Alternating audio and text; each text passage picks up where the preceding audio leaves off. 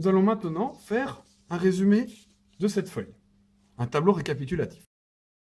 Ce tableau récapitulatif sera formé de 2 lignes, de une colonne d'information, de 3 différents cas.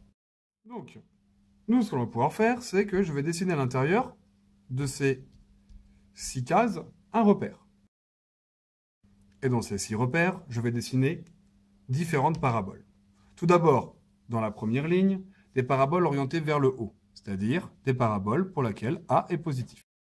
Puis, dans la deuxième ligne, des paraboles orientées vers le bas. On va pouvoir remarquer que suivant les colonnes, nous avons des cas de figure. Les cas de figure vont être au niveau des racines. Nous avons ici, dans cette première colonne, les paraboles, qu'elles soient orientées vers le haut ou vers le bas, elles ont 2 racines. Dans ce cas-là, il n'y a qu'une seule racine.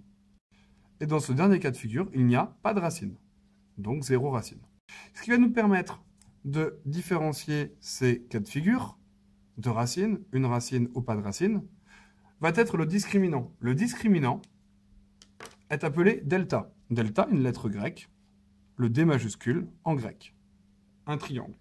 Si delta est supérieur à 0, alors on va pouvoir dire qu'il y a 2 racines. Si delta est égal à 0, alors il n'y a qu'une unique racine. Et si delta est inférieur strictement à 0, alors il n'y a pas de racine.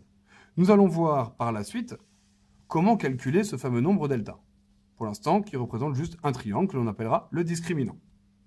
On voit en plus sur ce dessin-là qu'il va y avoir les sommets.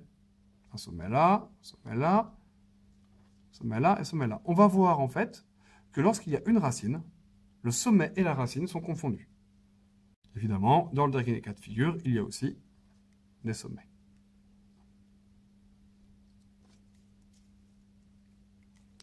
Tout cela est bien beau, nous avons un tableau récapitulatif. Maintenant, il serait bien de l'appliquer sur des exercices types.